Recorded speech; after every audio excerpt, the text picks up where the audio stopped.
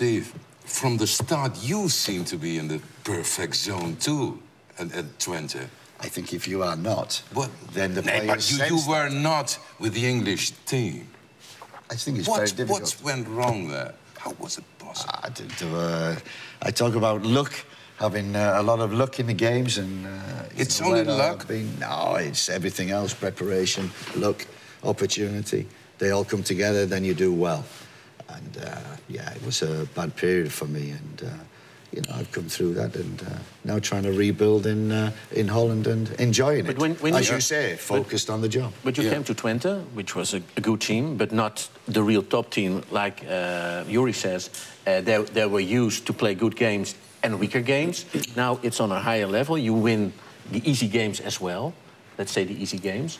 That they did also before. Yes, I mean, they did 2 times, I think, Champions League, second. So. Okay. But to be like 5 weeks in a row on the top of the table, that's something else. What you had experienced with Manchester United, that's something else than in Middlesbrough. They're not used to that. And that difference, yeah, I think they have it now in Enschede. Yeah, but that grows, and it grows over many years. Because it's more pressure to be on the top. Yeah, they know that, but they're handling it well. And you forget we've got players with big experience, good experience, like Perez, and like Kufo, Bosca. Yeah, but they're not used to... no, but it's a window of opportunity for them. They see that. Yeah. And I don't know what we do. I think the platform was built before. I think from Joop Munsterman, from the club, from Fred Ruttman's time, Ten Hag, I come in, I find that the staff are very good. For this season, what is the goal? The goal must be to become champion now. You're buying some players in the winter. That must be the goal now. I'm living in Enschede. I want Twente to be a champion. Yeah, everybody says about champions. But every week I hear, yes, no, when we have a European Cup or Champions League, then it's okay. No. There's one thing I always remember when I first came to the club and met Joop for the first time. And his ringtone on his phone was the Champions League tune. And I thought I would love to just to qualify. Just to qualify. I was so disappointing against Sporting. In the last minutes. Would have been difficult against Fiorentina, don't get me wrong, but it's a possibility. So that is one thing I always remember, that ringtone, and think Champions League. Yeah. That's the goal. We've achieved that over the last 2 seasons, so that's got to be the goal again. But to talk about being champions in December, I was at Manchester United. 3 seasons, we won the title. 3 years in a row. Well, they won it about 7, I think, in a row. But 3 years while I was there. But we never looked at the league. We never looked at the league table until 10 games to go. Okay. And I say the same to the players now. We just play. We focus on one game at a time. Make sure we're focused for that. Whatever the opponent, and then with 10 games to go, let's be in contention. Let's be in the top 3 as we are breaking away, but make sure others may.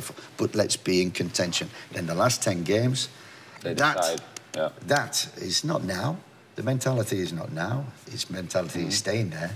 But when the last 10 games, now that is pressure, and that is expectation. So if we're still there with 10 games to go, then what can we do?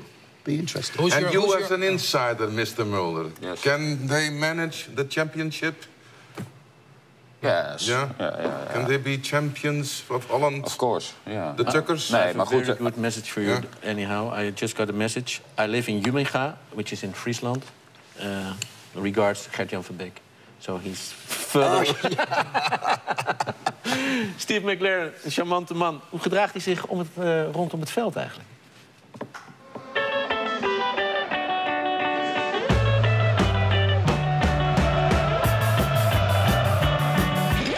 It wasn't our day, and I don't think if we'd have been playing till 6 o'clock this evening, we wouldn't have scored.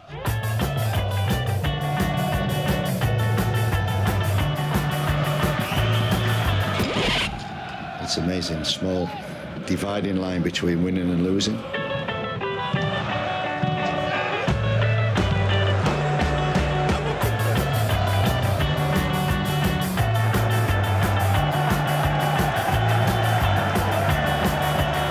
It's a big win. It's 3 points.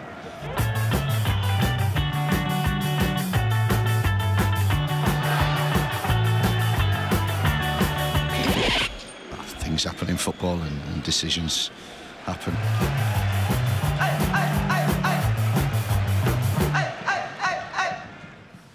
Yeah, Steve is with the laughing face.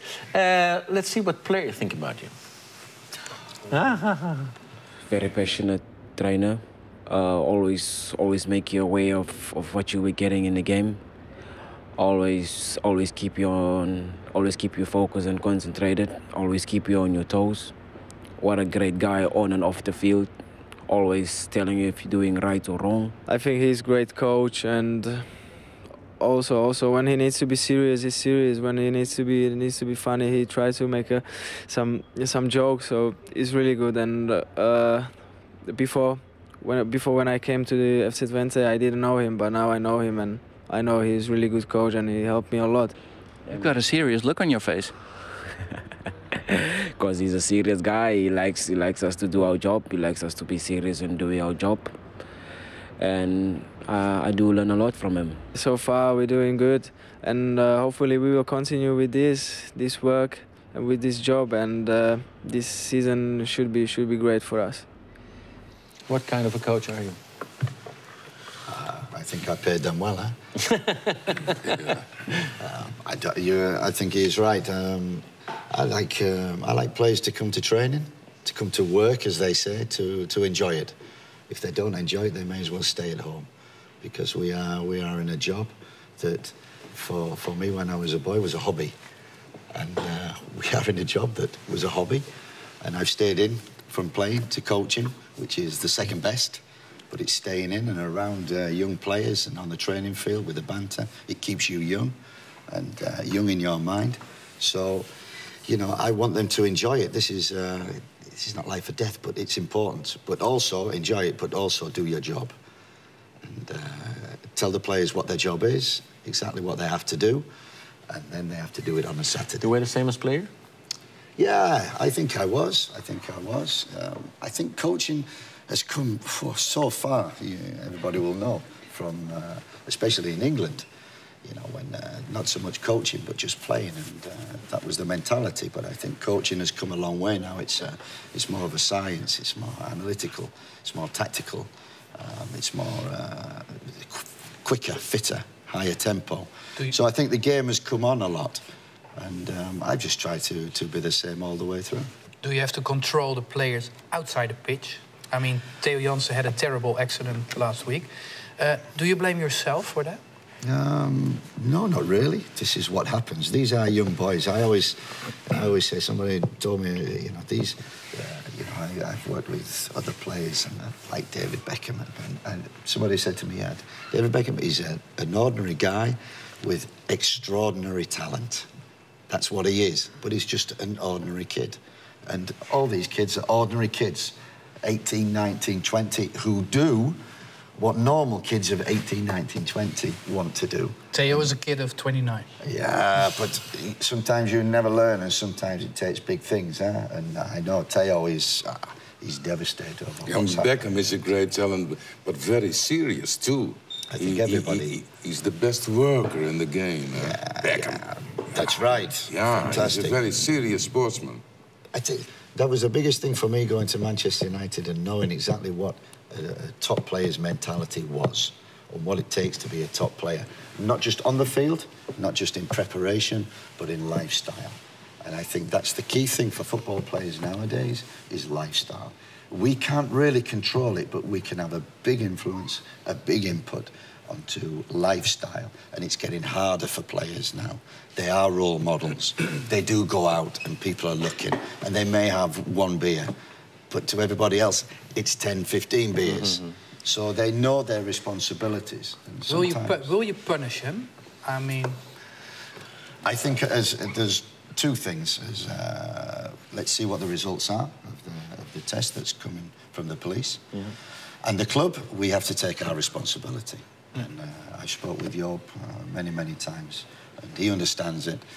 We, as a club, have to take our responsibilities. One, for the player, but also, I think, a lot of people are talking about Theo, but we mustn't forget Kevin Molek. Like the goalkeeper of Linden. That's right. Yeah. And to be fair, there's a lot said about Theo last week. about what he did and everything, but little said about Kevin. And last week, the focus for us, and I said to the players, yes, about Theo, and he's in shock, and you know, what he's done is done. But for Kevin Mulliker, we must, all our thoughts were for him. He is punished a lot now, because one of the friends who were a couple of days in a coma, I think with punishing somebody is also that he will not do it again. Therefore, you punish somebody. And he will, I don't think he will ever... You're a trainer too. What would you do? I would not, because the signal is so big of this, that a punishment of 10,000 or maybe 2 games you cannot play, yeah, he will. That will not affect him. Affect him, because one of his friends were in a coma. That's much bigger. So.